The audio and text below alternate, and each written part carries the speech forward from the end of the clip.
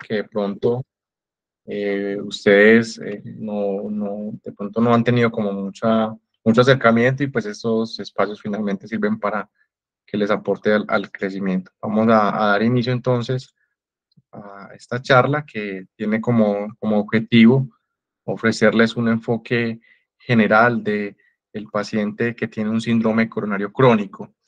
Previamente habíamos hablado sobre el síndrome coronario agudo, es decir, el infarto agudo al miocardio con y sin elevación del segmento ST, y también sobre la angina inestable, que era como íbamos a intervenir. En este caso, vamos a hablar del paciente que no está en urgencias, que no está en estado crítico, pero que te llega a la consulta refiriéndote a los síntomas coronarios. Me avisan si de pronto hay algún problema con la pantalla, con el audio, y vamos a ir avanzando. Entonces, como hablamos previamente, como ya ustedes conocen, la cardiopatía isquémica hace entonces referencia a que hay una enfermedad coronaria, que ese término finalmente indica que hay una disminución de ese flujo coronario. La mayoría de veces puede haber una obstrucción en una arteria epicárdica o una arteria de gran calibre, y usualmente es una placa cardiovascular aterosclerótica. Usualmente, porque también puede existir una disección de la arteria coronaria, que también puede comprometer el flujo. También puede existir una trombosis aguda, un paciente que tenga una ectasia coronaria y que tenga un evento isquémico debido a un trombo en la arteria coronaria, eso también puede ocurrir. Y también puede existir la enfermedad microvascular, suele aparecer en pacientes diabéticos que de pronto no son de gran vaso, sino de vasos ya muy pequeños, que no se logran ver ni siquiera en los estudios anatómicos, pero que funcionalmente sí se pueden ver. Entonces, a eso le vamos a llamar la cardiopatía isquémica. Los pacientes tienen en este caso una presentación crónica, es decir, tuvo en el pasado de su consulta un dolor torácico, ya obviamente no lo tiene en el momento en el que tú lo estás evaluando, y esa presentación crónica la vamos a dividir en angina estable y angina inestable. Recordemos que la angina también la vamos a evaluar de acuerdo a la aparición de los síntomas, la gravedad de los síntomas, y siempre le tenemos que tener un apellido. Entonces, ¿cómo vamos a estratificar o cómo vamos a hablar del síndrome coronario crónico? Recuerden que en el síndrome coronario agudo, pues sencillamente el paciente lleva una exacerbación de los síntomas en tiempo, en intensidad, en frecuencia y aparición. Generalmente la angina, pues lleva la angina que ya se convierte en un infarto, lleva más de 20 minutos. En este caso, pues el paciente no alcanza a tener los síntomas tan intensos y tampoco pues alcanza, por decirlo así, a consultar porque siente mejoría. Entonces, ¿cuáles son los escenarios clínicos del síndrome coronario crónico? Entonces, son los pacientes que tengan síntomas sospechosos, es decir, la angina de pecho crónico, es decir, ya el paciente no tiene los síntomas, los presentó previamente. Que el paciente tenga una falla cardíaca de novo o una disfunción ventricular, entiéndase la disfunción ventricular como una fracción de eyección menor del 50%.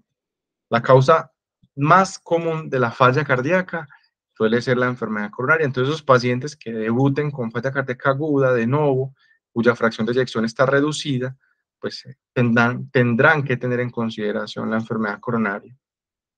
También está el término en pacientes que tengan angina de pecho y que haya sido revascularizado en menos de 12 meses o más de 12 meses.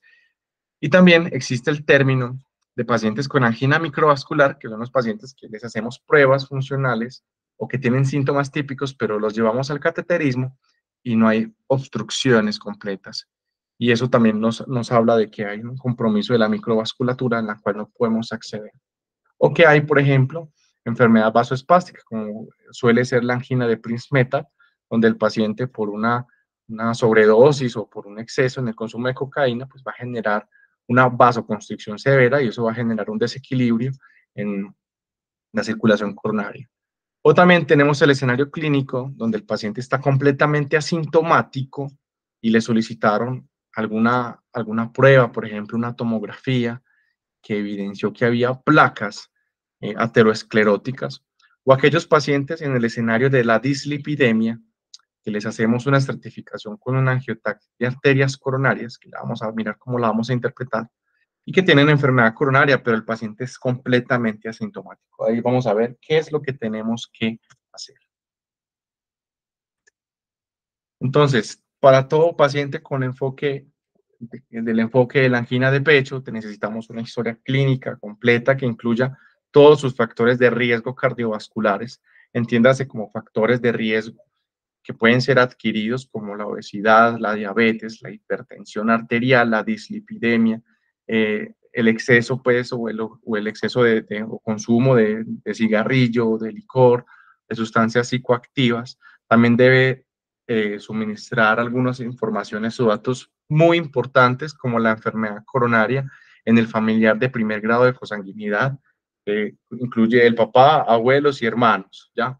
Si esos padres, sí, perdón, si ese paciente tiene el antecedente de que hay enfermedad coronaria prematura en este grupo, de papá, abuelo y hermano, eso contribuye a que se aumente el riesgo de que tenga pues enfermedad coronaria.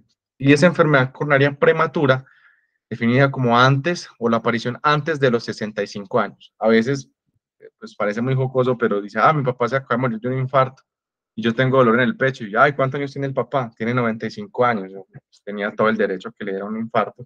Pero cuando es en población más joven, suele asociarse a otros factores ya hereditarios o genéticos, como puede ser la dislipidemia o la hiperlipidemia familiar, y esto favorece que se formen placas ateroscleróticas desde edades muy tempranas. El examen físico debe estar orientado más que todo a evaluar causas secundarias de ese dolor en el pecho del paciente, pero también a buscar signos o estigmas de falla cardíaca aguda que nos hablen de una disfunción ventricular. Y finalmente, con las pruebas diagnósticas que vamos a ver a continuación, podemos enfocar completamente a mi paciente y puedo darle una estratificación. Esa estratificación puede ser con pruebas funcionales, no invasivas, o pruebas anatómicas que también son no invasivas. Entonces, cuando enfoquemos este paciente con dolor en el pecho, tenemos que tener muy frecuente, o debemos consignar en la historia clínica dónde está localizado el dolor. Recuerden que este dolor típicamente se describe en la región precordial. El paciente tiene ese tipo de localización. Recuerden el signo de Levine, donde el paciente se lleva la mano a la región precordial. Las características del dolor del paciente con la enfermedad coronaria, que es un dolor opresivo en la mayoría de los casos. La duración del dolor, generalmente estos pacientes describen un dolor entre 5 y 10 minutos. Un dolor que dure más de 20 minutos cumpliría la definición como un síndrome coronario agudo, y es el enfoque de las charlas previamente realizadas. Y generalmente los pacientes tienen esta clase de dolor que se desencadena con algún esfuerzo, y puede ser un esfuerzo físico o emocional o un estrés emocional que le desencadena ese dolor y que suele mejorar con el reposo. Entonces, cuando ustedes enfoquen en un paciente con dolor torácico, deben saber si ese dolor fue desencadenado por alguna clase de actividad física y si el paciente mejoró al reposar. Es importante, y vuelvo y les insisto, sobre todo en los abuelitos, que son expertos en evitar. Usted le pregunta a un abuelito cómo se siente y la mayoría de las veces le va a decir que se siente muy bien. Tengan en cuenta que ellos suelen esconder los síntomas o evitar los síntomas para no sentir ese malestar. Me ha tocado pacientes que descubro que tienen una angina de pecho porque ya no van a la misa, porque es que si van a misa por ciertas calles empinadas, entonces le da dolor en el pecho, entonces mejor se va por la otra parte, o que ya se van en taxi. Entonces tienen que tener en cuenta esos detalles, ser muy detallistas, porque esto les va a dar el enfoque que necesitamos.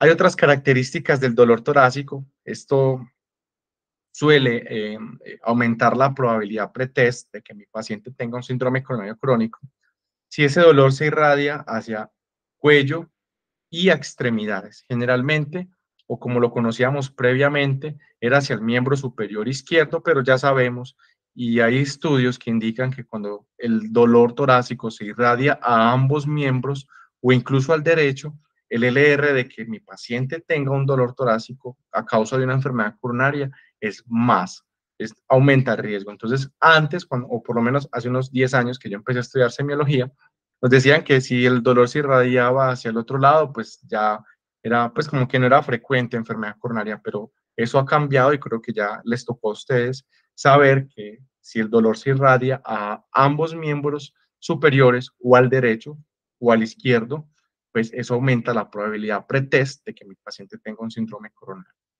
Cuando hay un síndrome coronario crónico, también suele haber síntomas autonómicos, es decir, que el dolor esté acompañado de algunos síntomas como la diaforesis, las náuseas y la disnea. Y otra de las características importantes de esta angina de pecho es que suele ser insidioso, generalmente empieza con una intensidad menor y gradualmente va aumentando hasta que es muy intenso. Un dolor torácico que se instaura de forma súbita y que se quita de forma súbita, pues puede que sea otra cosa. El dolor también suele ser constante y no importa la posición en la que esté el paciente no encuentra ninguna clase de alivio. Tienen que tener en cuenta que hay una población especial, las mujeres, los mayores de 65 años, el paciente que es diabético, el paciente que es enfermo renal, ellos pueden que no tengan la manifestación usual del dolor torácico, que por el contrario tenga unos síntomas a los cuales les vamos a rotular como equivalentes anginosos. Son equivalentes de angina porque son síntomas que suelen asociarse con la enfermedad coronaria. ¿Como cuál es? La epigastralgia. Es imperdonable que un adulto mayor, 65 años, 70 años, te consulte por una gastritis o una supuesta gastritis y que no tengas dentro de tu enfoque inicial un síndrome coronario. Estos pacientes habitualmente suelen mandarles un electrocardiograma y así hemos logrado diagnosticar un dolor torácico. Entonces, en el escenario crónico, pues también tenemos que tener en cuenta la epigastralgia porque esa puede ser la manifestación. La disnea también, en vez de dolor torácico, el paciente va a tener disnea. Hace poco me tocó un paciente que tenía una enfermedad renal crónica terminal y tenía diálisis y tenía síntomas de disnea con el ejercicio. El paciente ni siquiera podía subir 3 o 4 escalones sin que sintiera ese gran ahogo en el pecho. El paciente, por ejemplo, tenía una enfermedad coronaria y ameritó pues realizarle un cateterismo prioritario.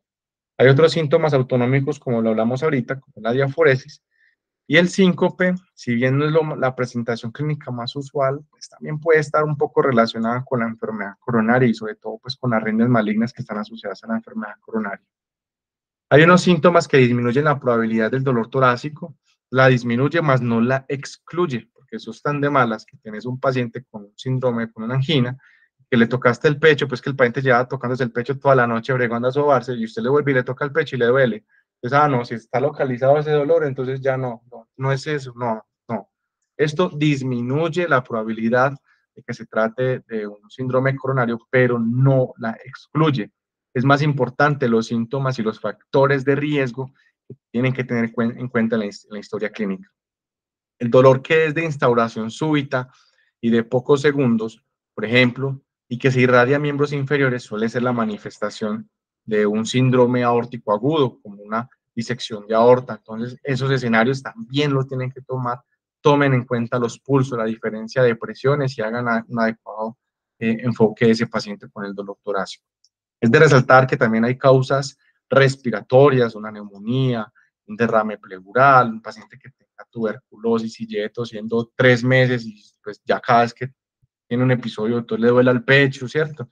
Tienen que hacer el enfoque también si el paciente tiene reflujo, tiene gastritis o si el paciente tiene alguna enfermedad osteomuscular, como puede ser la costocondritis, o hay veces nos encontramos con pacientes que tienen radiculopatías o fibromialgia y que tienen un dolor que es urente sobre la piel. También me pasó alguna vez en el rural que una paciente le habían remitido como 20.000 veces por un dolor de pecho y finalmente la conclusión es que el paciente tenía una neuropatía herpética y pues justamente en ese lugar. Entonces siempre traten de encontrar la causa, no se queden como, paciente, usted no tiene nada, usted no tiene nada. No, el paciente sí tiene algo, le está doliendo el pecho, pero traten de evaluar o traten de certificar mi paciente si su dolor de pecho es de origen coronario o si hay otros factores diferenciales que me hagan enfocar en otras etiologías que si bien puede que no sean tan graves, pues suelen ser o instintivamente suelen ser de gran preocupación para los pacientes.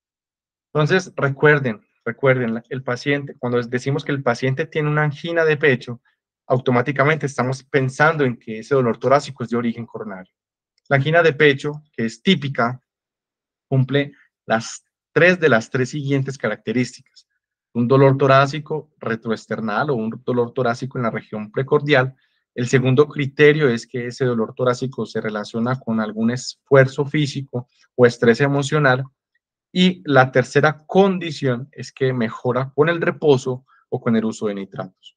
Esto no se cumple la mayoría de las veces y pilas que la calasia esofágica y el espasmo esofágico también mejora con los nitratos. Entonces, eso tampoco es pues como la panacea o que todo tiene que cumplir, no. Pero sí tiene que tener en cuenta que generalmente el dolor es retroesternal, precordial, mejora con el esfuerzo, mejora con el reposo. Perdón, empeora con el esfuerzo y mejora con el reposo. Fin. Si cumple tres de las tres, vamos a hablar de una angina típica. Si cumple dos de las tres, es una angina atípica. Y si no cumple con ninguna, es un dolor que se considera no anginoso y pues tendríamos que buscar otras causas. También tenemos que tener en cuenta que hay que darle otro apellido a esa angina de pecho y es la angina si es estable o si es inestable. ¿Cuándo es una angina inestable? Y si es una angina inestable, ya nos tenemos que referir a los temas del síndrome coronario agudo. La angina inestable la vamos a clasificar si hay un aumento en la frecuencia, duración o intensidad de los síntomas. Es decir, el paciente antes le daba dolor de pecho cuando caminaba 1 kilómetro, ahora le da dolor de pecho cuando camina 100 metros. Es decir, aumentó en la frecuencia y en la duración de los síntomas. El paciente que tiene una angina increciendo es un paciente que cada vez que le da el dolor de pecho es más intenso y se le quita más difícil. O sea, es más difícil que se le quite, incluso usando nitratos de corta acción o deteniendo las actividades que estaba haciendo. Si la duración es de más de 20 minutos, ya eso es un síndrome coronario agudo y hay que hacer el enfoque de infarto ST, no ST y angina inestable.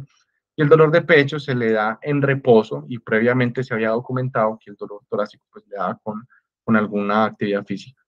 Y el otro ítem para definir la angina inestable es que el paciente ya tiene que usar muchos nitratos de corta acción para que se le quiten el dolor. Si el paciente usaba una vez al día y ya tiene que estar usando 4 o 5 veces al día, pues hace parte de la definición de la angina inestable. Y tenemos que enfocar a ese paciente entonces como un síndrome coronario agudo y se sale de la clasificación de un síndrome coronario crónico. Para clasificar la angina de pecho, nosotros vamos a usar la escala canadiense, el CSS, y de acuerdo a su clase funcional y a la aparición de los síntomas, lo vamos a definir como una angina de pecho escala canadiense clase 1, 2, 3 y 4. Es muy similar a la clasificación NIJA y nos ayuda digamos, a conocer objetivamente cómo es la angina de pecho. Clásicamente la angina crónica estable se establece como una clase canadiense 1 y 2 y la angina inestable clase 3 y 4. Esto nos va a ayudar para saber cada vez que vea a mi paciente si hubo algún cambio en el patrón en la angina de pecho. Si mi paciente era una clase canadiense 1 y a los 3, 4 meses que yo lo estoy revisando es una clase 4, ya es una angina inestable y pues la indicación sería estratificar de forma invasiva.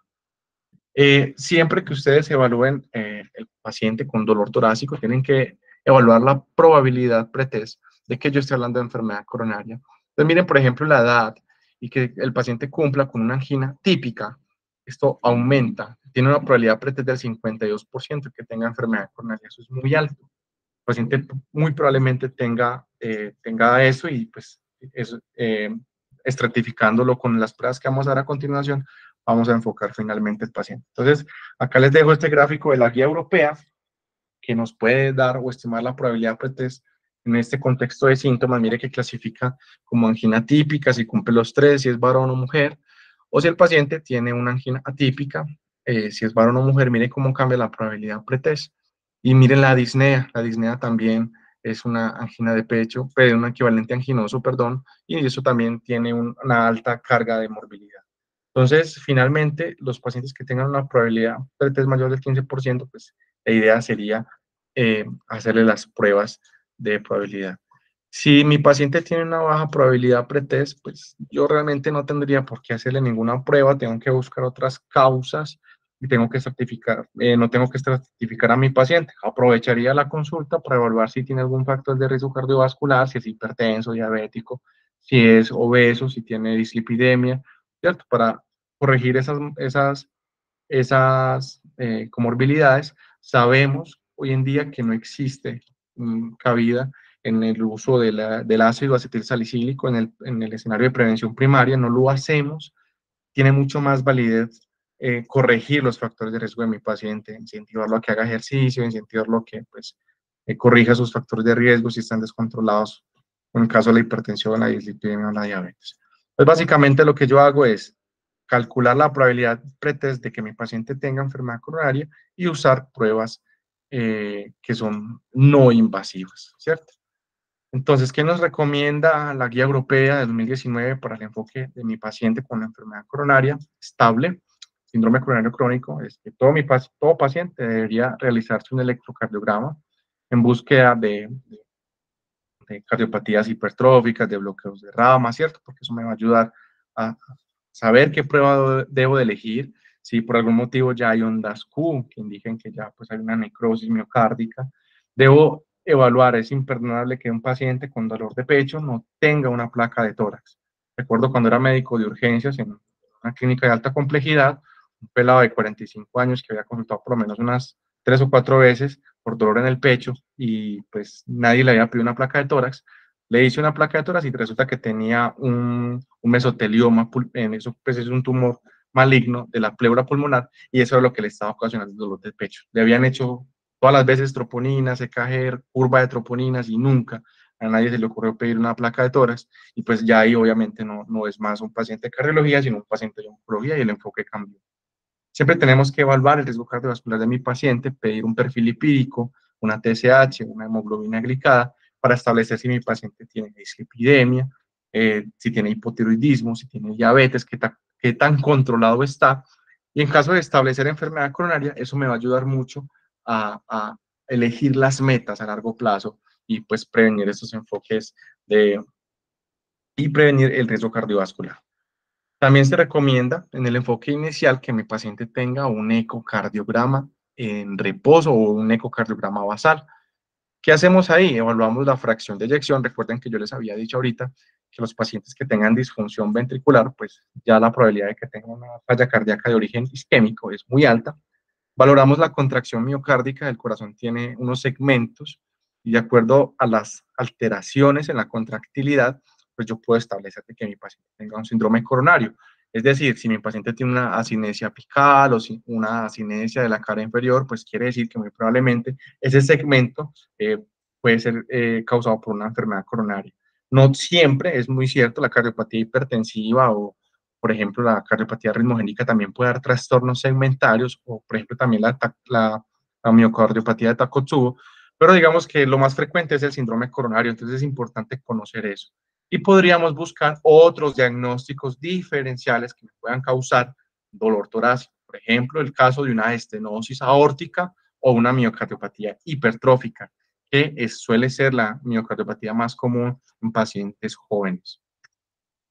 Entonces, recuerden que disminuye la probabilidad que mi paciente tenga, por ejemplo, un EKG normal o una prueba de esfuerzo normal o una tomografía de las arterias coronarias. Eso disminuye la probabilidad de que tenga un síndrome coronario y pues ahí pararíamos los estudios.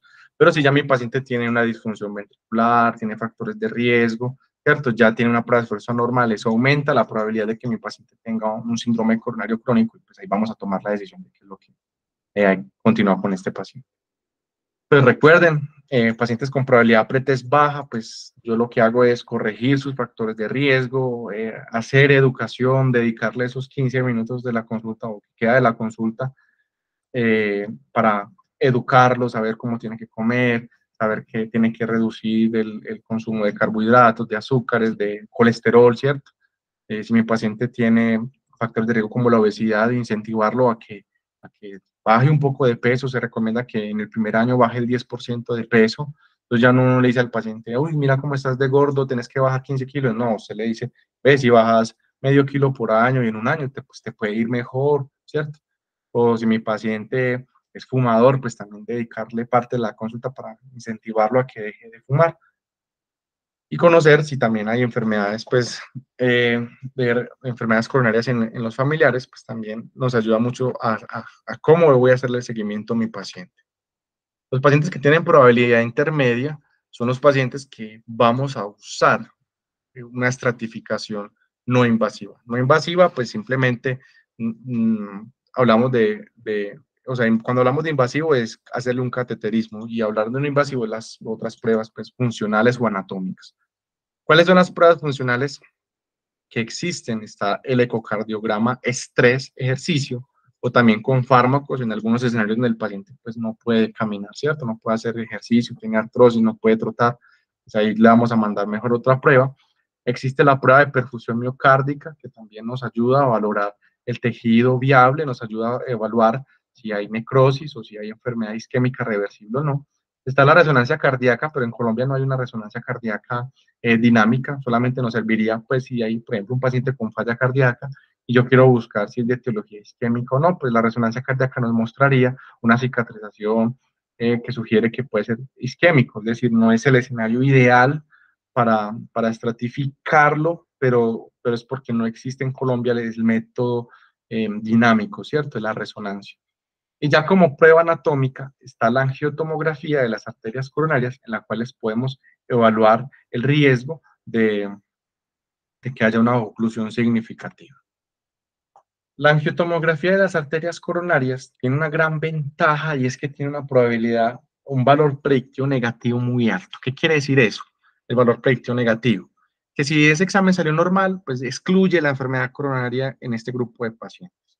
Entonces, eventualmente, pacientes, ojalá menores de 65 años, si mi paciente pues, tiene menos de esa edad y yo le hago una angiografía de arterias coronarias, si es normal, yo excluyo de ahí la enfermedad cardiovascular aterosclerótica como causa de su dolor torácico. Es muy importante y es muy valiosa realmente si la sabemos usar, porque no solamente puedo excluir la enfermedad coronaria, sino que en pacientes que tengan lesiones ateroscleróticas yo puedo definir anatómicamente dónde están ubicadas, y eso me puede dar pie para iniciar tratamiento o llevarlo a una estratificación. Es decir, si mi paciente tiene una lesión en el tronco coronario izquierdo, si tiene una lesión en la descendente anterior, también nos va a ayudar a definir el riesgo de que mi paciente se muera a causa de eso. Entonces, lo bueno de esta angiotomografía de las arterias coronarias es que tiene una excelente correlación con el cateterismo. Quiere decir que si esta angiotac dice que tiene una placa en la descendente anterior, si yo le hago un cateterismo, es probable que en el cateterismo encuentre una placa en la descendente anterior. Eso quiere decir cuando hay una excelente correlación anatómica con la coronario. Entonces, esta es la clasificación que usamos en el día a día, la clasificación de CAT-RATS, para evaluar qué tan ocluida está o qué tan tapado está pues, ese vaso, por decirlo de una forma. Clínicamente, nosotros a partir de la clasificación 4A para arriba, o sea, no sé si ven ahí el puntero, bueno, voy a tratar de rayar. Esta clasificación 4A que indica que hay una lesión de al menos entre el 70 al 99%, una lesión pues estenótica, aterosclerótica, ¿cierto? En estos escenarios nosotros mandamos un cateterismo para definir o para evaluar,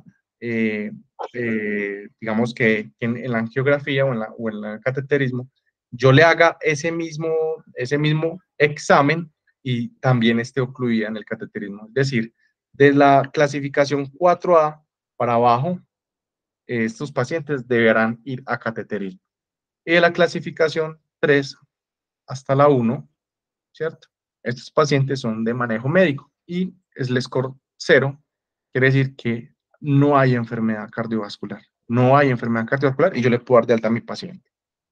Entonces, conclusión de esta angiotomografía de arterias coronarias. Todo paciente con una clasificación CAD-RATS mayor de 4, yo tengo que mandarle un cateterismo porque tiene una oclusión entre el 70 y el 99%. Esa es la correlación anatómica que existe. Entonces, sabemos que una oclusión de más del 70% puede impactar hemodinámicamente, por tanto, debe ir a cateterismo obligatoriamente. Y la clasificación CAD-RATS 1, 2 y 3 es de manejo médico. Es decir, ¿cuál es el más famoso manejo médico?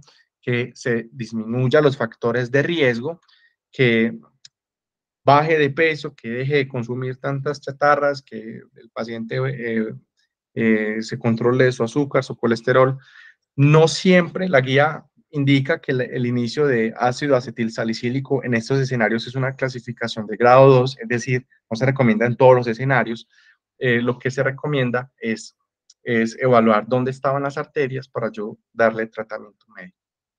Entonces, recuerden, todo paciente con CARRAS de 4 para arriba, se va para cateterismo de una vez. Y todo paciente con CARRAS de 3, hay que evaluar, si mi paciente tiene dolor de pecho, hay que evaluar con una prueba funcional si realmente hay una alteración hemodinámica, o sea, que esa oclusión realmente sí me esté generando este problema. Pero hay que darle tratamiento. ¿A quién le vamos a dar tratamiento? Con un CARRAS 1, 2 y 3. Pacientes que tengan enfermedad multivaso, es decir, pacientes que tengan un tronco coronario izquierdo, pacientes que tengan lesiones en la derecha, en la circunfleja. Es decir, si hay más de 3 vasos comprometidos, así sea una lesión del 20%, no lo vas a mandar a cateterismo, pero sí vas a iniciar ácido acetilsalicílico. Las lesiones en la arteria coronaria descendente anterior también son indicaciones de tratamiento médico de una vez con el ácido acetilsalicílico. Es decir, tengo una lesión de la descendente anterior y es una lesión del 20%. Bueno, eso está todo desconchinflado. Es una lesión del 20%. A ese paciente que tiene una lesión en un gran vaso principal, le vas a iniciar ácido acetilsalicílico. O las lesiones que las conocemos como las lesiones ostiales, es decir, lesiones proximales a una bifurcación. Esas son las lesiones ostiales. Entonces, un ejemplo, te llegó un paciente de 70 años, tiene una lesión en la arteria posterolateral, un CALRAS de 2, ¿le vas a iniciar ácido acetilsalicílico? No, le vas a iniciar rosuvastatina, vas a controlar sus factores de riesgo y le vas a hacer seguimiento. Entonces, ¿por qué no le voy a dar ácido acetilsalicílico? Porque es un vaso secundario, es un CARRAS menor de 4, ¿cierto? Y solamente compromete un vaso. Y ese vaso es secundario. Te llegó otro paciente. Vea, doctor, me hace angiotac. Me salió un CARRAS de 2 en el tronco coronario izquierdo. ¿Qué vas a hacer? Vas a iniciar tratamiento con ácido acetilsalicílico porque ese paciente, si bien no debe ir a cateterismo porque es un CARRAS menor de 4, sí tiene una lesión que es de alto riesgo. Entonces, a ese le vas a iniciar el ácido acetilsalicílico. Tenés un paciente con una angiotomografía y te dice que es un CARRAS de 0, ese paciente vas a excluirle la enfermedad coronaria aterosclerótica como causa de su enfermedad. Te llegó un paciente con un CARRAS de 4, no importa dónde sea, qué tipo de arteria, cateterismo. Le inicias ácido acetilsalicílico, le inicias rosuvastatina y lo envías a un cateterismo de forma prioritaria, que generalmente acá en Medellín suele hacerse dentro del primer mes. Entonces, apréndanse muy bien cómo deben de interpretar esta angiotomografía de las arterias coronarias, que todos los pacientes con CARRAS de 4 deben ser llevados a cateterismo y debes iniciar el tratamiento médico con ASA y estatinas. Y que no todos los pacientes, CARRAS 1, 2 y 3, van a necesitar tratamiento. ¿A quiénes sí? Pacientes con enfermedad multivaso, pacientes con tronco coronario izquierdo y pacientes con lesiones en la ADA y lesiones ostiales o proximales. Si tu paciente tiene un CARRAS de 2 y sigue con dolor, se sugiere que hagas una prueba funcional, ¿ya? Una prueba funcional, porque a veces puede acompañarse de enfermedad microvascular o a veces resulta que pues, como la prueba no es al 100% sensible, pues puede que sea ese 5% de los pacientes que decía que tenía una lesión del 20% y realmente era del 90%. ¿Puede pasar? Sí, también puede pasar. Entonces, por eso es importante la clínica. Si mi paciente sigue con dolor en el pecho y usted le hizo pues esta angiotomografía y el paciente siguió con dolor y, pues, mejor dicho, se va a morir, se va a estallar, pues hacerles la prueba de esfuerzo y mira si realmente ese vaso está comprometido. Entonces, recuerden los pacientes que tengan placas menores del 50%, recuerden que también hay otras causas de obstrucción de las arterias coronarias, como pueden ser eventos trombóticos o una disección de las arterias, y también puede haber enfermedad microvascular o la ectasia coronaria, que esos pacientes a veces tienen la sangre muy, pues como muy densa, pues la cosa más impresionante, y hacen infartos trombóticos. Entonces, ahí por eso es necesario hacer las pruebas funcionales, porque puede que tu paciente tenga enfermedad coronaria, pero sea por una enfermedad microvascular o una ectasia coronaria. O sea, no hay placas de grasa, pero hay otra vaina. Entonces, sí es necesario que sigas viendo a tu paciente, a pesar de que tenía un Carras de 2, por ejemplo, pero que siga presentando dolor de pecho. ¿Listo? El ecocardiograma estrés es otra prueba que es muy importante. Es el ecocardiograma estrés, no la prueba ergométrica o la famosa prueba de esfuerzo. Tienen que tener en cuenta que la guía dejó de recomendar la, la, la ergometría, la que se hace, pues la que están viendo ahí, esa ya no debería solicitarse porque esta prueba tiene una sensibilidad de tan solo el 50%. Es decir, la mitad de los pacientes con enfermedad coronaria se les escapaba. Entonces, ya el ecocardiograma estrés puede tener una sensibilidad que puede alcanzar más del 80%, sobre todo si se hace con el ejercicio, una prueba de ecocardiograma estrés con ejercicio. Hay algunos pacientes que tendrá que hacérsele con dobutamina, pero que se hagan casos muy puntuales, que no sea por pereza. El paciente a veces pues es mochito, tiene artrosis, o se acaba de esguinzar el tobillo y pues tiene dolor de pecho. Bueno, ahí tocará pues con dobutamina, ¿cierto? O con dipirimidamol. Pero entonces lo ideal es que ustedes le envíen a su paciente un ecocardiograma, estrés, ejercicio. Por favor, no manden más pruebas de esfuerzo ergométricas, eso no sirve, ¿no? Una sensibilidad pobrísima. Se le van a escapar los pacientes y tiene un valor predictivo negativo muy bajito, es decir, una prueba normal no excluye la enfermedad coronaria. El ecocardiograma estrés no solamente me va a ayudar a estratificar a mi paciente, porque el ecocardiograma estrés también nos ayuda a evaluar la respuesta presora, es decir, la respuesta al ejercicio. Eso fue una pregunta de examen de la Universidad de Antioquia recientemente y pues es importante saber interpretar también eso. También nos ayuda a evidenciar si hay insuficiencia cronotrópica. A veces el paciente puede tener disnea sencillamente porque hacía bradicardia con el ejercicio, pues acá lo podemos manifestar. También es importante tener en cuenta que este examen nos arroja si hay arritmias durante el estrés o el ejercicio y esto favorece, obviamente, que sean arritmias malignas. Y finalmente lo que nos interesa es que este paciente que le estamos evaluando la contractilidad con el esfuerzo, pues vamos a ver trastornos de la contractilidad, es decir, el paciente estaba súper bien, le induje el ejercicio, hizo 7, 8 METs, llegó a su frecuencia cardíaca máxima y de la nada empezó a hacer hipocinesia del segmento inferior o asinesia apical. Ese cambio de los trastornos segmentarios es lo que a mí me va a dar esta prueba como positiva. Y cuando hay una prueba positiva, quiere decir que es la manifestación indirecta de que hay un vaso que está generando una alteración hemodinámica considerable y por eso se ven los trastornos de la contractilidad. ¿En quienes definitivamente este examen no nos va a ayudar? Pacientes que tengan bloqueo de rama izquierda.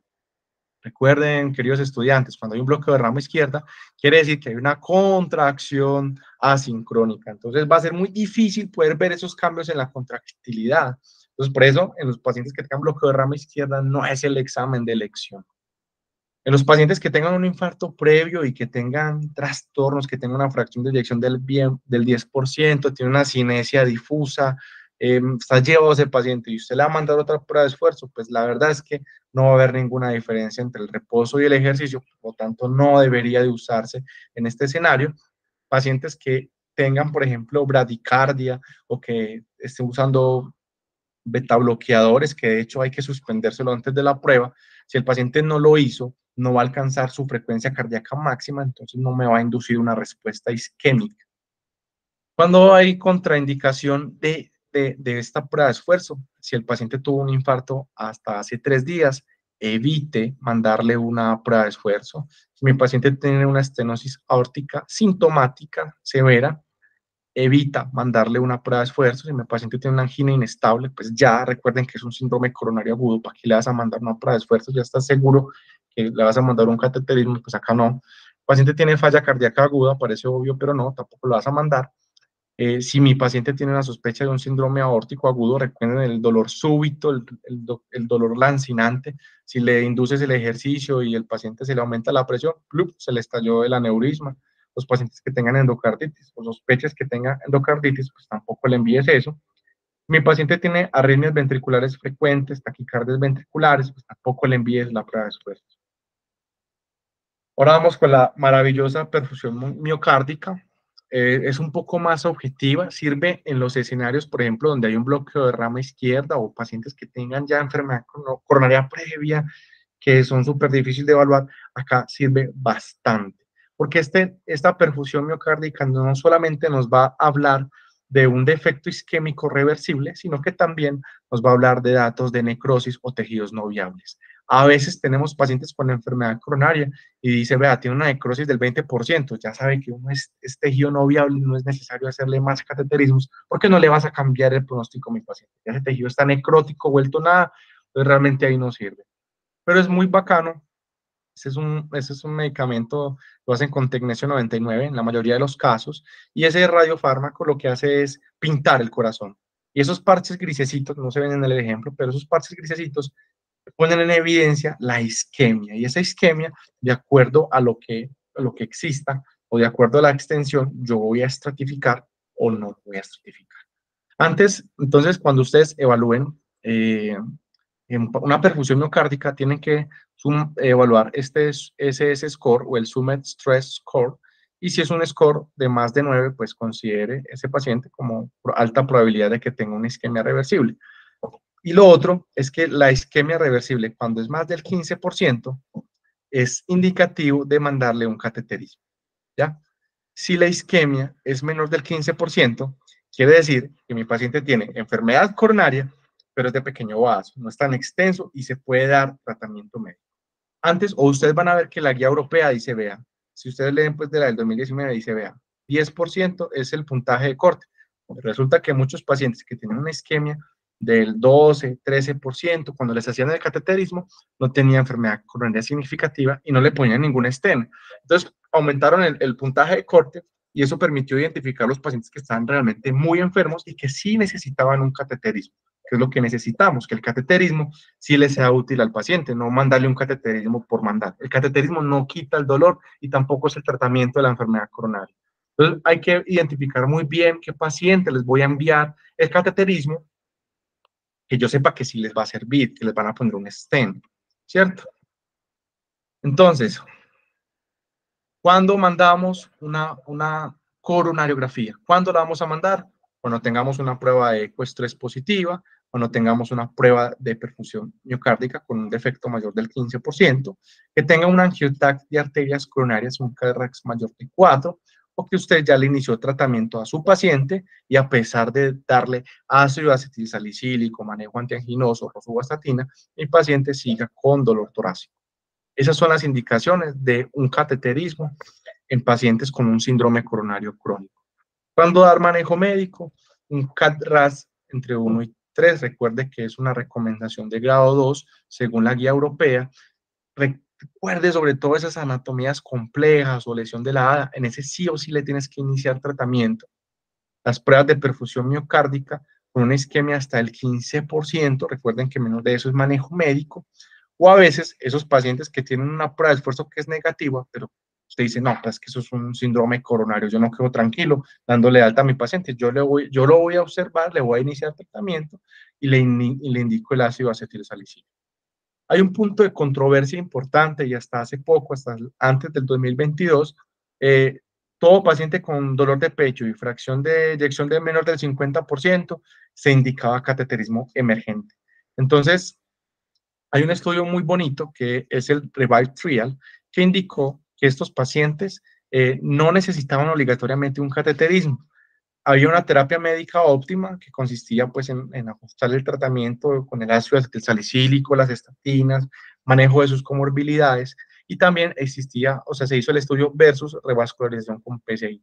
Pues a los pacientes que se les hizo PCI versus terapia médica óptima, tuvo las mismas tasas de mortalidad por todas las causas, las mismas tasas de hospitalización o las mismas causas o la misma proporción de muertes por todas las causas. Entonces realmente no hubo una significancia estadística entre hacerle cateterismo o darle tratamiento. ¿Qué quiere decir eso?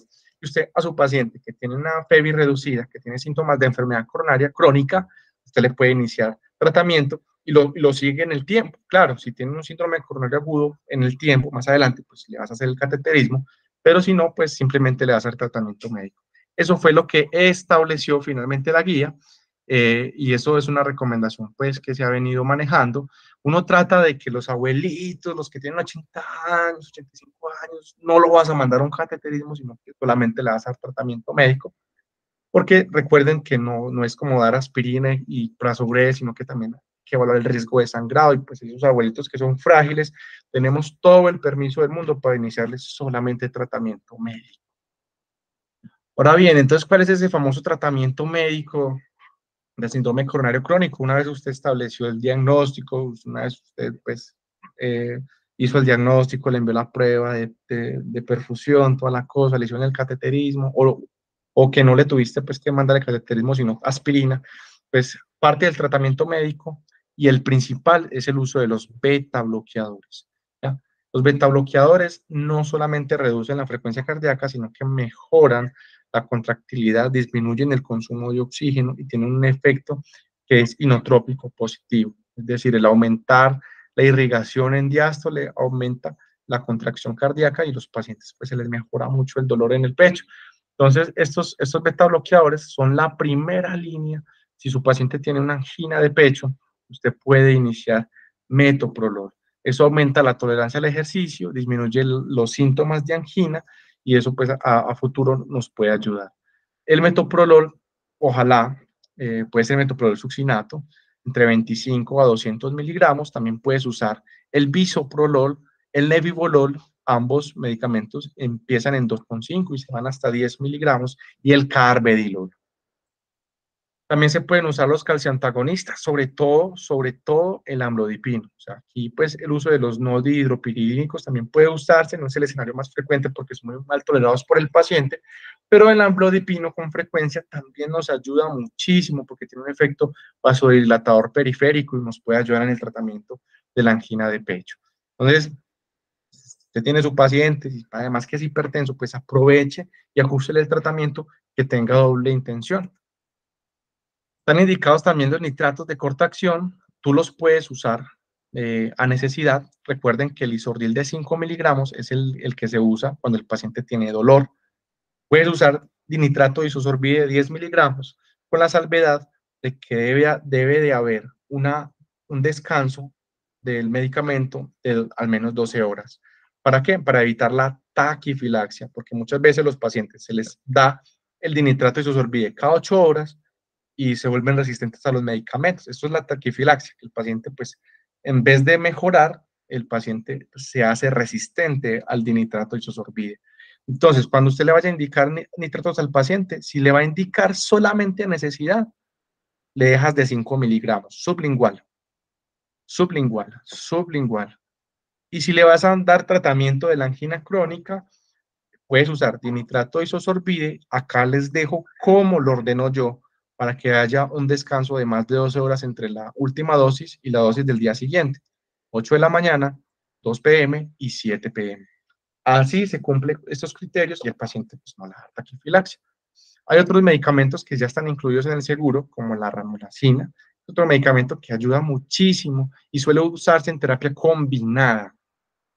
Es decir, ya le di el beta bloqueador, no mejoró, le dejé nitratos de corta acción, la mejoría no está como tan buena, pues está la ranolazina y eso le aumenta la tolerancia al ejercicio. El paciente puede hacer rehabilitación y toda la cosa. La trimetacina también es otro medicamento que suele usarse con bastante frecuencia. El Bastarel, el mismo que trimetacina, 35 miligramos cada 12 horas. En algunos casos el paciente no tolera los betabloqueadores, les da mucha bradicardia, cualquier cosa, cualquier mareo. Yo a veces de una vez me voy a la trimetacina y pues créanme que los pacientes en la siguiente consulta te traen aguacates, limones, lo que sea, porque le mejoraste la calidad de vida. Este es un pequeño algoritmo de la guía europea de síndrome coronario crónico, donde pues te dice más o menos cómo es el enfoque del paciente, el cual le vas a iniciar la terapia antianginosa. Si su paciente está bradicárdico, pues vas a evitar los beta bloqueadores. Si su paciente es muy súper hipotenso, pues no le vas a dar carvedilol, no le vas a dar los calciantagonistas, porque pues eso lo puede marear todavía. Entonces, más o menos así funciona la cosa el manejo antianginoso, que es este tratamiento estándar, beta bloqueadores o calciantagonistas. Si no mejoró, le puedo poner los no dihidropirínicos, pero eso es la guía europea, no es necesario pues guiarnos al 100%. Y si no mejoró con el diltiazem, si no mejoró pues con el amlodipino, pues lo que hago es añadir fármacos de segunda línea, como está la ranolacina, la trimetacilina, y eso pues ayuda bastante a controlar el dolor de pecho.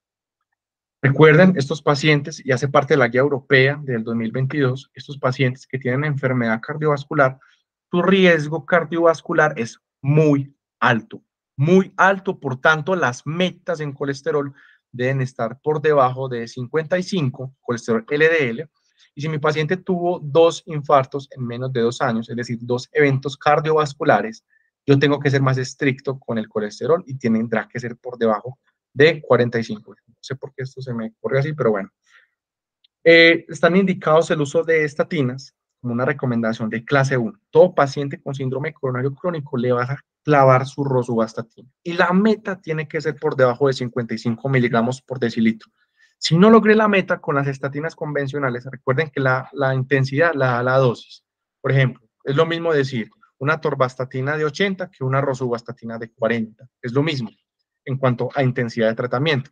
Las estatinas generalmente pueden reducir entre el 40 y el 50% del colesterol LDL. No nos vamos a fijar en colesterol total ni en otras cosas, nos vamos a fijar en LDL y en triglicéridos. Si mi paciente a los 3 meses continúa con LDL mayor de 55, el segundo fármaco a iniciar es el ezetimibe. El ezetimibe y tiene que ir combinado. Ojo, no es que yo llegué y le suspendí entonces la rosuvastatina y entonces listo. Con el ezetimibe no, es terapia combinada y ustedes van a ver que muchos de estos medicamentos están en el mercado con esta presentación. Y si mi paciente, a pesar de rosuvastatina con ezetimibe, lo puse a bajar de peso, el LDL está en 100, ¿cuál es el que sigue? El evolocumab. Es un inhibidor de receptor PCSK9 y lo que hace es favorecer la eliminación a partir pues, de anticuerpos monoclonales de los receptores del LDL. Entonces el paciente elimina el colesterol. Este es uno de los medicamentos que han logrado reducir la mortalidad por todas las causas de riesgo cardiovascular. Entonces, mi paciente, quien tenga síndrome coronario crónico, sí o sí tiene que ir con estatinas y vos tenés que hacer lo posible para que ese LDL esté por debajo de 55. Y si no fue capaz, le añadís ese timibin. Y si no fue capaz, el evoculumab.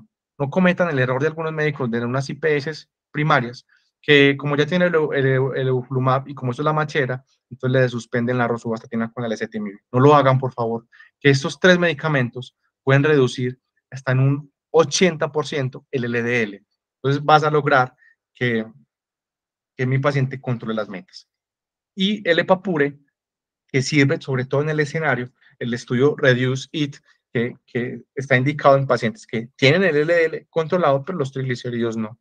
No están indicados los fenofibratos ni el ácido fenofíbrico. Estos medicamentos no lograron impactar en el riesgo cardiovascular como si lo hizo el icosapentanoato de etilo o el famoso epapure, que es omega 3 pues super hiper mega concentrado. Diabetes mellitus, escenario fundamental. Estos pacientes, recuerden, y les hago la indicación ahora, ya hoy en día, mi paciente con diabetes mellitus ya no es un enfoque glucocéntrico, ya no me voy a fijar en las metas de glicemia, sino en cuáles son las necesidades de mi paciente. Si mi paciente tiene un síndrome coronario y es un diabético, de nuevo, yo procuro iniciar los inhibidores del CGLT2, como es la empagliflozina y como es la dapagliflozina, la canagliflozina, pues cualquiera de esos. Esos medicamentos reducen el riesgo cardiovascular de forma sustancial. Entonces usted a su paciente diabético va a procurar enviarle este medicamento. Se puede sustituir o se puede combinar de acuerdo a su riesgo cardiovascular. Esto fue una pregunta de la Universidad de Antioquia, no crean que esto es una bobada, es realmente importante. ¿Ya? Pusieron la pregunta de un paciente con un síndrome coronario crónico, estaba obeso, ya tenía pues el riesgo muy alto y tenía el azúcar súper descontrolada. Entonces te ponían que la insulina, que la metformina, que la linagliptina, no. Y la opción correcta, por ejemplo, en este caso, era iniciarle la empagliflozina y la semaglutide. La semaglutide es un GLP-1, un incretino, tiene una reducción del riesgo cardiovascular y ayuda a bajar de peso y eso es conveniente para tu paciente. Entonces, su paciente es diabético y tiene síndrome coronario, procure que además de la terapia convencional, como puede ser la metformina, por ejemplo, tenga este grupo de medicamentos. Y si su paciente es diabético de nuevo, que usted le hizo el diagnóstico en el seguimiento, la guía te dice, vea, iniciar el ISGLT2, que hay estudios que dicen, vea, iníciele este tratamiento que reduce su riesgo cardiovascular. No es como antes, que la guía decía, vea, iníciele metformina, y si no pudo, iníciele empagliflozina, y si no pudo, iníciele, no, de una vez, si su paciente es diabético, le puedes iniciar de una vez la empagliflozina. ¿Listo? Si su paciente ya tiene disfunción ventricular, es decir, una FEVID con menor del 50%, se recomienda el uso de IECAS, principalmente ¿cuál? El enalapril, el perindopril, el lisinopril, cualquiera de esos. El uso de ARA2, ojalá el candesartán. El losartán pues tiene poca evidencia en eso. Aquí está muy controversial el uso de los antagonistas del receptor mineralocorticoide, como puede ser la espironolactona o la eplerenona, pero generalmente, pues si el paciente es muy hipertenso, está pues la cosa más maluca, no se lo vas a iniciar de una, sino que los vas a ir escalando. Por ejemplo, usted le empezó perindopril de 10 miligramos y sigue súper hipertenso, pues le puedes complementar, ojalá con uno de estos medicamentos. Y el manejo, pues, como tal de la falla cardíaca, si mi paciente tiene falla cardíaca, que ya ahí hablamos del sacubitril valsartán, si la FEBI es menor del 40%, pues ya digamos que es como el tratamiento médico. Pues es un tema, pues, que no va a ahondar mucho porque las próximas charlas van a ser de falla cardíaca. El ácido acetilsalicílico generalmente se recomienda como monoterapia, que se recomienda en todos los escenarios, y el clopidogrel podría sustituirse. Ya hay estudios que indican que el clopidogrel sí se puede usar en el escenario de síndrome coronario crónico, sustituyendo el ácido acetilsalicílico cuando haya intolerancia o sangrado o gastritis. Entonces, las conclusiones más importantes, las ideas para llevar a casa: evalúe siempre los factores de riesgo, estime la probabilidad pretesis y de acuerdo a eso haga un uso apropiado de pruebas no invasivas. Definir a qué paciente llevo a cateterismo o a cuáles les voy a iniciar tratamiento médico o a cuáles les voy a dar de alta. Recuerden cuál es el manejo médico del síndrome coronario crónico. ASA más estatina. Recuerden lo que hablamos del perfil, de las metas del perfil lipídico, y el manejo antianginoso con los beta bloqueadores. No se les olvide cómo se usa los nitratos, el dinitrato isosorbide de 10 miligramos. Listo. Eso sería todo lo que les tenía preparado para ustedes. Voy a responder preguntas si tienen, o si quieren aportar pues algo. Listo.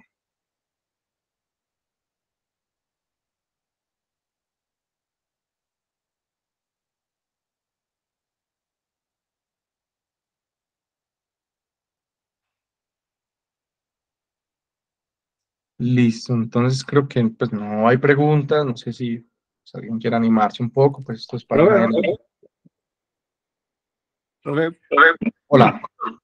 es que se me perdió aquí la indicación de la, o sea, me quedé como un poquito perdido en toda esta parte de las indicaciones de la coronariografía.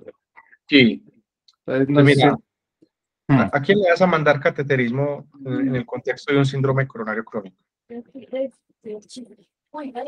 ¿a quién se la mando? Sí, sí, ¿a quién se lo mando? Pues te voy a contar, sino que como alguien con el Sí. paciente que tenga angina inestable, es decir, usted le dijo, listo, ve, te voy a mandar te llegó el paciente y usted lo clasifica y usted dice, es una angina clase de esta clasificación canadiense 1, ¿cierto?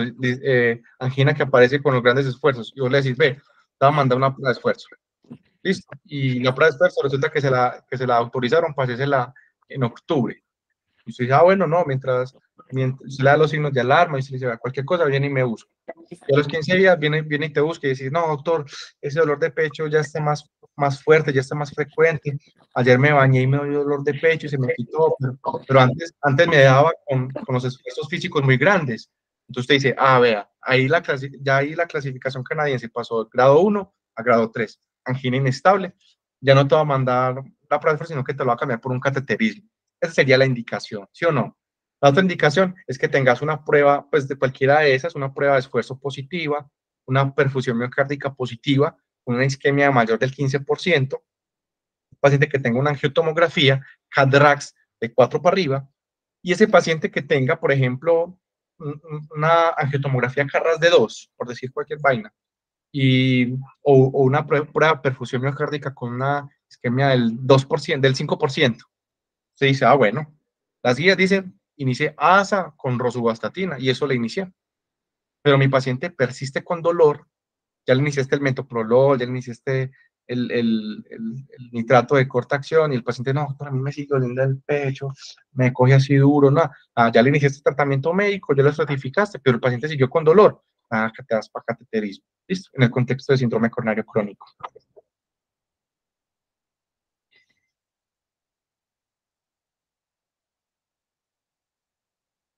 Listo, no sé si te quedó clarinete o qué, o... Sí, me quedó un poquito más claro. Es obvio que es un tema bastante largo y del que hay que nutrirse un poquito más porque realmente yo hace poquito intenté estudiar este tema, pero es muy largo y muy denso. Sí, pues la verdad yo quedo contento con uno, definir si mi paciente tiene angina, dos, evalúe una prueba funcional, si el paciente pues está muy cuchito, no le envíes una angiotac de arterias coronarias porque pues le va a salir eso lleno de calcio y pues no es lo ideal, todos los viejitos tienen aterosclerosis, envíale a ese viejito una prueba funcional, una perfusión, evalúa entonces si mi paciente, es decir, vea, lo más importante es que entendamos que la enfermedad coronaria no es sinónimo de cateterismo, ¿ya? La enfermedad coronaria, yo voy a ver si ese paciente es de manejo médico o ese paciente es de cateterismo. Es más fácil aprenderse los que le van a mandar cateterismo. Ya usted puede usar la prueba que quiera, una prueba de esfuerzo, un excelente rendimiento, una perfusión, pero que usted pueda establecer mi riesgo de que yo sé que mi paciente por clínica tiene enfermedad coronaria, pero qué tan tapado está. Eso es lo que voy a definir con las pruebas de estratificación. Y no se le olvide, pues, el manejo médico del colesterol. La guía europea te dice, vea, este paciente, el colesterol tiene que estar muy bajito, LDL menor de 55, eso sí tiene evidencia, toda la cosa.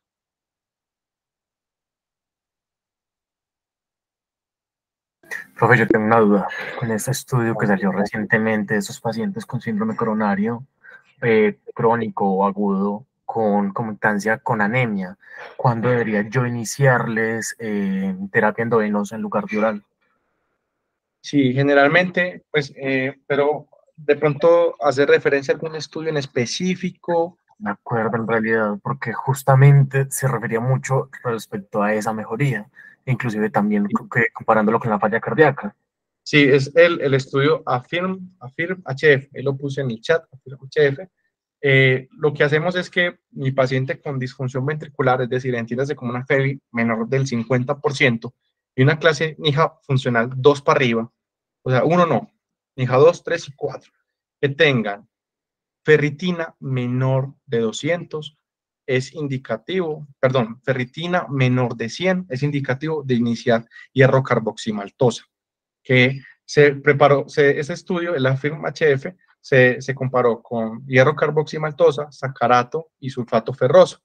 Y esas dos presentaciones de hierro oral no tuvo ninguna significancia estadística para mejorar la clase funcional y los síntomas de falla cardíaca de mi paciente. En cambio, el hierro carboximaltosa, sí. Entonces lo indicamos con pacientes con falla cardíaca, FEBI reducida menor del 50%, sin importar la etiología, pacientes que tengan clase funcional NIJA 2 para arriba, y que tenga la hemoglobina menor de 15. Mayor de 15 no se considera. No sé si eso responde a la pregunta, pero puntualmente para reponer el hierro carboximaltosa, el hierro venoso, son esas condiciones. De resto, no se beneficia, ya los estudios lo demostraron. Que es que el paciente tiene una FEBI del 60% y tiene una anemia.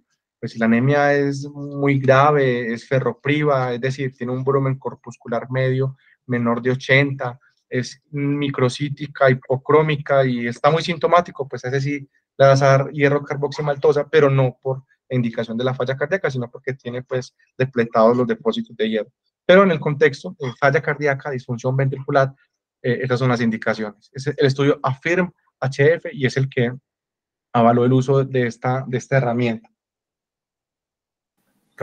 Y otra que te quería preguntar, por ejemplo, en esos pacientes en un estado crítico, digamos, llegan en un shock séptico con necesidad de vasopresores, en caso de necesidad de norepinefrina o vasopresina, hay que tener alguna precaución porque realmente qué miedo esos pacientes que pues, darle un vasoconstrictor y que justamente provocar un evento coronario.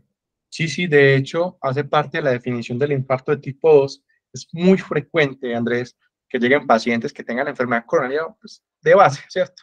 y que hicieron un shock séptico y ¡plum! Injuria miocárdica, elevación de troponinas y toda la vaina. Entonces, esos pacientes, pues realmente ahí lo que deben evitar es la hipotensión, la hipoperfusión, porque eso va a exacerbar la enfermedad coronaria que ya tiene. Me explico. Mi paciente tiene una placa aterosclerótica en la arteria coronaria descendente anterior del 50%. En teoría, eso no tendría por qué impactar hemodinámicamente en ese paciente, pero digamos que le dio una gastroenteritis y entró en un shock séptico. Entonces ya esa placa del 50% en este escenario sí se va a convertir en un precipitador de su enfermedad coronaria y hace parte de la definición de infarto de tipo 2.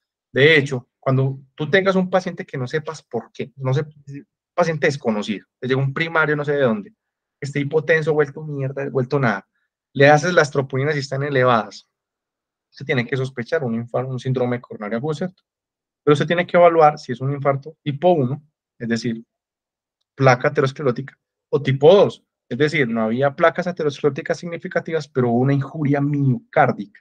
Entonces, esos pacientes, cuando se dan un infarto de tipo 2, hay que hacer al alta seguimiento, incluso algunos pacientes se va de cateterismo o se va de angiotomografía de arterias coronarias porque hay que definir qué tan tapados están basalmente y que cualquier vaina, cualquier hipotensión los puso súper malucos, los puso con injuria miocárdica.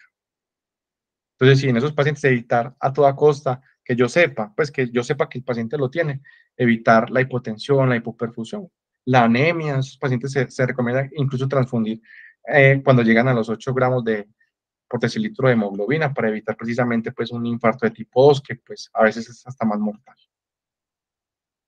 Eso, profe, mil gracias. Listo, muchachos, no siendo más, mi Dios les pague por el espacio, los que pues ya se fueron, los que estaban aquí pues hasta el final. Muchas gracias, nos vemos en la próxima charla. Espero que les haya servido para el aprendizaje. Muchas gracias, doctor, por el encuentro y muchas gracias a los que asistieron.